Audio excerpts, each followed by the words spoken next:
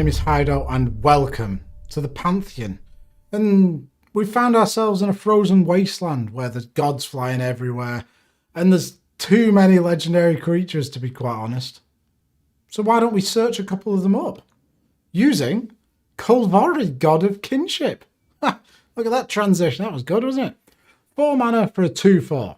As long as you control 3 or more legendary creatures, Kolvori gets +4/+2 and has vigilance, so it's a 6/6. You can pay 2 and tap it, look at the top 6 cards of your library. You may reveal a legendary creature card from among them and put it into your hand. Put the rest on the bottom of your library in a random order. Really, really cool. And then on the other side of her, we have an artifact. The Ring Heart's Crest. 2 mana for a legendary artifact. As it enters the battlefield, choose a creature type. You can tap it to add a green, spend this mana only to cast a creature spell of the chosen type, or a legendary creature spell. So it's a mana rock in the command zone. Are we interested in that bit? No. No, we're not. I am interested in the fact we can have a 4 mana 6/6 that can tutor ups and stuff. Really, really cool. And legendary creatures, there are so many of them now. And I'm blown away by just how many they keep printing. So, I am going to be making a video like this for every single legendary creature ever printed. Or at least that's my goal anyway. So if you want to see that, please subscribe. It'd make me very happy and I'd go, and smile very much like that. So without further ado, let's get into my top 5 for this commander. In at number 5, we have Nissa, Vastwood Seer. 3 mana for an Elf Scout Nissa. It's a 2/2. When it enters the battlefield, you may search your library for a basic forest card, reveal it, put it into your hand and shuffle your library. Whenever a land enters the battlefield under your control, if you control 7 or more lands, exile Nissa and return her to the battlefield transformed under her owner's control. So, why is this good? Well, it's a cheap legendary creature, and the cheap creatures are very powerful in this deck because we can get to that, 3 legendaries on the field to make sure our commander is a 6/6 with vigilance, and then once our commander has vigilance, we can attack with her and activate her ability on the same turn, which is the point in the game that we want to get to. So Nissa, fetches a land, keeps the lands flowing, and then eventually turns into a Planeswalker. Once you use the Planeswalker, Nissa Sage Animist, you can +1 to reveal the top card of your library. If it's a land card, put it onto the battlefield. Otherwise, put it into your hand. Excellent bit of card advantage. But the -2, put a legendary 4/4 green elemental creature token named Ashaya, the Awoken World, onto the battlefield. So even once Nissa becomes a Planeswalker, we're going to have another legendary creature replacing it, and potentially, if that gets removed, she can put another one onto the field. So you're keeping that legendary creature sort of, total quite high. Now, Oath of Nissa is a 1 green enchantment, which is legendary. Doesn't count towards our commander's requirements, but it is really good for a couple of cards that we're going to speak about in a minute. When Oath of Nissa enters the battlefield, look at the top 3 cards of your library. You may reveal a creature, land, or planeswalker card from among them, put them into your hand, put the rest on the bottom of your library in any order. And the you may pay mana as though mana of any colour to cast planeswalker spells means nothing in this deck because we're mono green. So I'd imagine we're going to have a bit of green mana. But this is an excellent card for 1 green. We're digging deeper into our library, and the likelihood of us missing on this is incredibly low because at the end of the day, you can just get a basic forest or another land, and creatures are the main sort of source of power in this deck. So we're going to hit something. Then Jolriel Mulvani Recluse is a 2 mana 1/2 with a human druid. Whenever you draw your cat, the second card on each turn creates a 2/2 green cat creature token. Nice little bit of value.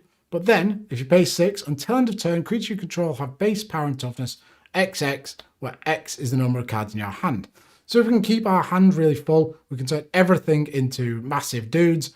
And then with our commander, if we've got 3 legendaries on the field, it'll get an additional +4/+2, making our commander potentially incredibly large. Really, really nice.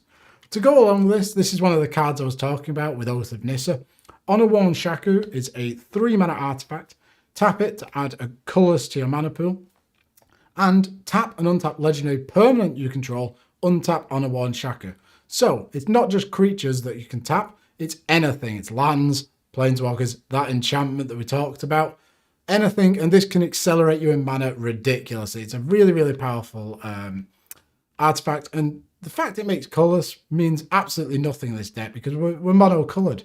We're going to have access to tons of green, and this is just a great card to use. Then we've got Untadake, the Cloud Keeper, which is a legendary land. It comes into play tapped, but you can tap it and pay 2 life, add 2 colours to your mana pool, spend this mana only to play legendary spells. So we're going to be playing a lot of legendary spells. And the fact that this is a land that ramps us by 2, yes, coming into tap does suck, but it's neither here nor there, really.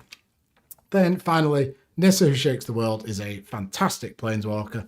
Set 5 mana for a 5 ability planeswalker. Whenever you tap a forest for mana, mono green, we're going to have a lot of them. Add an additional green. And you can +1, put 3 1/1 counters on up to 1 target non-creature land you control, untap it. It becomes a 0/0 elemental creature with vigilance and haste that is still a land. And -8, you get an emblem with lands you control are indestructible. Search your library for any number of forest cards, put them onto the battlefield, tapped, and then shuffle your library. So if you do get ultimate off, every time you activate your commander, you're going to be hitting something because once there's no lands in the deck, it's only going to be gas from there. Really, really powerful. And we've got a lot of expensive spells in this deck.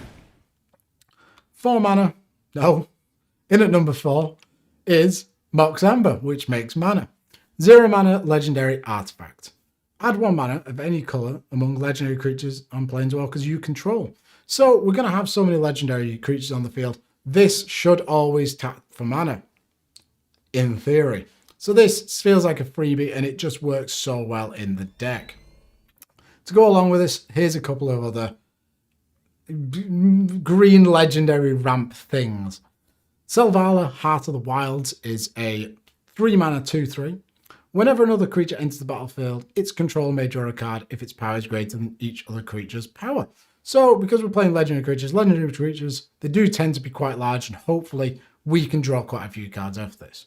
But if you pay green and tapper, you can add X mana of any combination of colours where X is the greatest power among creatures you control. So baseline, you tap it for a green, she taps for 2 because she's a 2/3.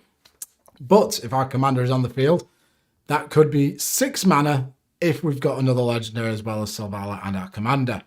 Really, really powerful stuff. Accelerates you a lot.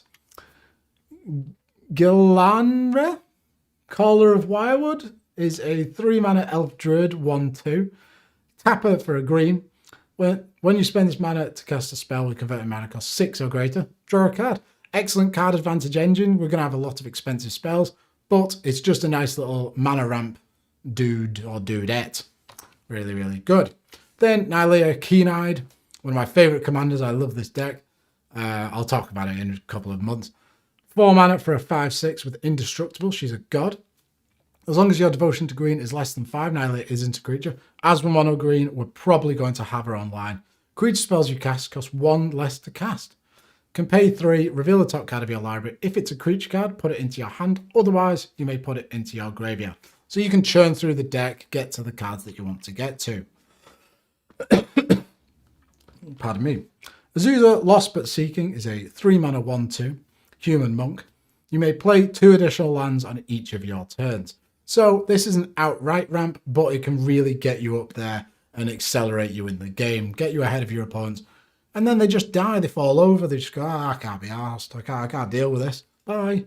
Tyrite Sanctum isn't ramp, but is a land that is very powerful in this deck. Tap it to add a colourless, or pay 2, tap it. Target legendary creature becomes a god in addition to its other types. Put 1/1 counter on it. The real power here is the 4 and tap sacrifice Tyrite Sanctum. Put an indestructible counter on target god. Now, our commander is a god. So, this works really well for 4 mana and tapping this, so 5 mana overall. Our commander is now indestructible and we can just smash in over and over again and just keep whittling away our opponents. Goreclaw, Terror of Qualsisma, is a 4 mana 4/3 bear. That sounds scouse then. Creature spells you cast with power 4 or greater cost 2 less to cast. So every one of our big idiots costs a lot less now. Whenever Goreclaw attacks each creature you control with power 4 or greater gets Swarm Swarm gains trample until end of turn. So our commander could be smashing in with trample and Swarm Swarm, making us 7/7. Really, really nice. Bringing me on to number 3. And in at number 3, we've got Yeva, Nature's Herald. 4 mana for a 4/4 with flash, and you may cast green creature spells as though they had flash. So legendary, and we can play at instant speed, which is very, very powerful. Our opponents, they're not going to see any of our plays coming, and we can avoid some board wipes. You know, it's just powerful. And playing at instant speed, it always works. It always feels good, which is the reason we want to play it. Also, she's got a bear in the background with a muzzle and a sort of like head thing, a square on its head. I don't know exactly what that is. Vivian, Champion of the Wilds, is a 3 mana planeswalker with foil loyalty. You may cast creature spells as though they had flash. Wow, it's Yeva, but in planeswalker format. Until your next turn, up to 1 tagged creature gains vigilance and reach. Okay, we can give our commander reach. Vigilance, you know, she grants herself, but we could put this on another creature and just keep smashing in. -2, look at the top 3 cards of your library, exile 1 face down, and put the rest on the bottom of your library in any order. For as long as that remains exiled, you may look at the card and you may cast it if it's a creature card. Really, really good. Nice bit of card advantage. Vidalcan Orrery, 4 mana for an artifact. You may cast non-land cards as though they had flash. Playing at instant speed, very powerful. I can't really say much more than that. It just feels good. You should give it a go. I'd recommend it highly. Then, this is slightly different axis, but Urochi the Sky Asunder. Brilliant name. The artwork I despise. It's just a cloud with a face. I hate it. I think it looks terrible. Put it in the bin. Which its channel ability does. So it's a 5 mana 5/5 that you can, when it's on the field, pay a green and X and tap it. It deals X damage to target creature with flying, so a nice bit of removal. Or you can channel it, double green and X, discard it. Urochi deals X damage to each creature with flying. So if our opponents have a massive board of flyers, we could potentially wipe the board with this legendary creature. So nice little pickup there. And it's a card that you wouldn't particularly play somewhere else, but because it's legendary and we can find it with our commander, this turns into a nice little include. Which brings me on to number 2. And in at number 2, we've got Patron of the Urochi. I love this card. It's so, so cool. It's so big. I have a foil somewhere that I think I stepped on, so it's a bit bent, but it's still foil. 8 mana for a 7/7 spirit. With Snake Offering, that classic ability. You may play this card anytime you can play an instant by sacrificing a snake and paying the difference in mana cost between this and the sacrificed snake. Mana cost includes colour. Now, the real reason you're playing it is the tap. Untap all forests and all green creatures. Play this ability only once each turn. So, if we've got this on the field, we attack with our commander, use the ability, we can fish out a big legendary. We then tap Patron of the Urochi, untap our commander, but Patron of the Urochi untaps all green creatures, so it untaps itself. So, we then use our commander again, and then we pass to someone else's turn. We can then use Patron of Urochi again, because this ability just says only once each turn. So in our opponent's turn, we can tap Patron of the Urochi, which untaps itself and our commander and all of our lands, and then we can use both again. And you can just dig through your deck using our commander and get so much value. Patron of the Urochi, wonderful card, wonderful artwork.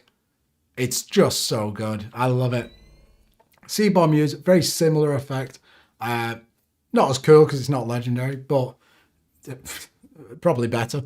5 mana for a 2/4 spirit. Untap all permanents you control during each other player's untap step. So again, we can do the exact same thing. We can keep using our commander. Really, really powerful. Benefactor's Draft. Yeah, Draft is a really cool instant. So, 2 mana for an instant. Untap all creatures. Until end of turn, whenever a creature an opponent controls blocks, draw a card.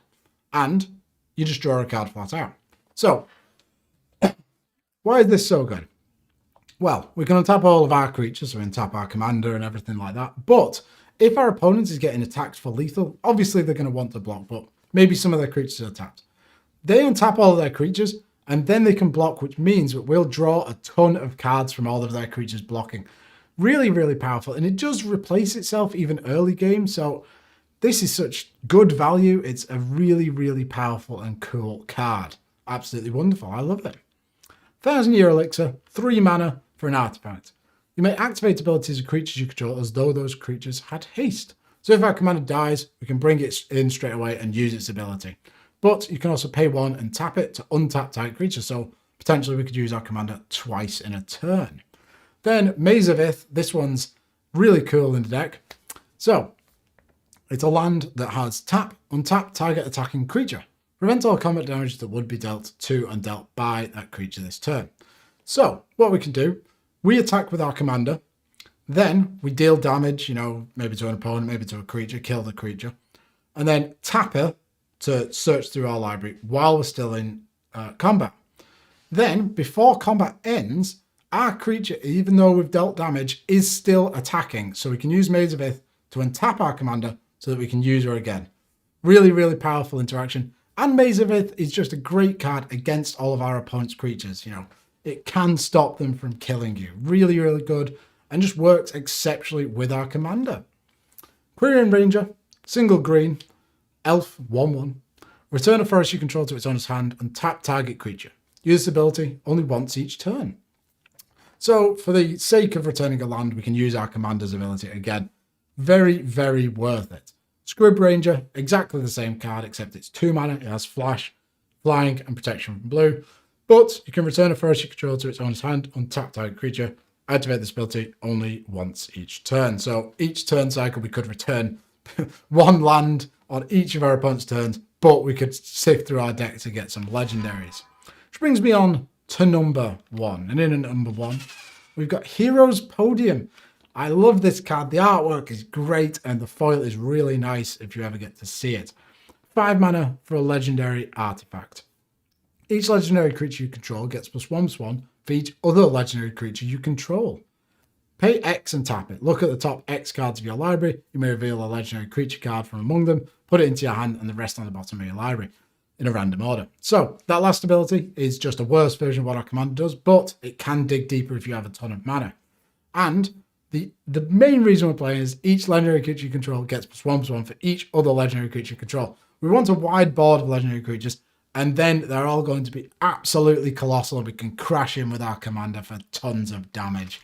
Which leads me to another couple of legendary interaction cards. Reki, the History of Kamigawa, is a legendary creature himself. 3 mana for a 1/2, and whenever you play a legendary spell, draw a card. And believe me, you will be casting a lot of legendary spells in this deck. Then we have Time of Need, which is a 2 mana sorcery. Search your library for a legendary creature card, reveal it, and put it into your hand. Then shuffle your library. So you can get any one of your silver bullet cards, your big threat, anything like that. Great to have it in the deck. Then Kamal's Druidic Vow, double green and X for legendary sorcery. Look at the top X cards of your library. You may put any number of land or legendary permanent cards with confirmed mana costs X or less from them onto the battlefield. Put the rest into your graveyard. You can only cast this if you control a legendary creature or planeswalker. Shouldn't be that big of an issue. But if you dump a ton of mana into this, you're going to get a ton of legendary creatures to the battlefield. Really, really powerful effect. But what legendary creatures do we want to search of, and what is going to win us the game? Kamal, Fist of Crozer, is a 6 mana 4/3 human druid. Pay a green, target land becomes a 1/1 creature until end of turn. It's still a land.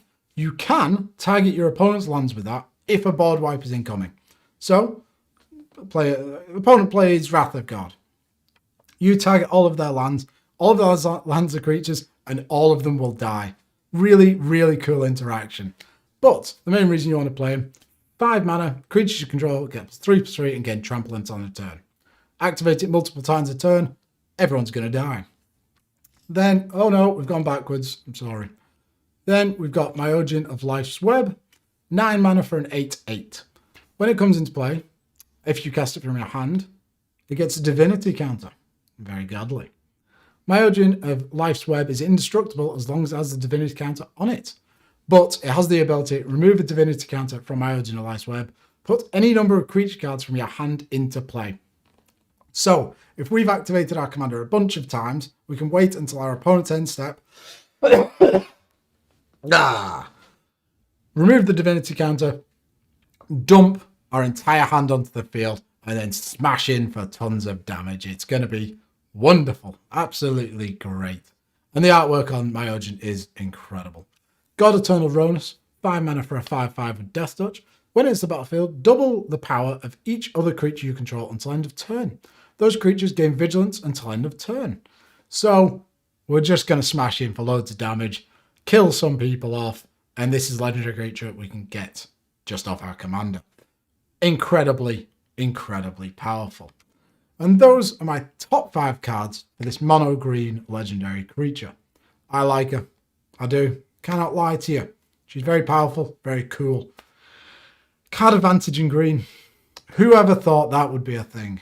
Well, no one about 20 years ago, but I mean, now it's literally everywhere, isn't it? If you like this video, please subscribe. I'm going to be making a video like this for every legendary creature ever printed, and it's going to take me a long time. So if you want to join me on that journey, please do. So thank you very much for watching. Bye.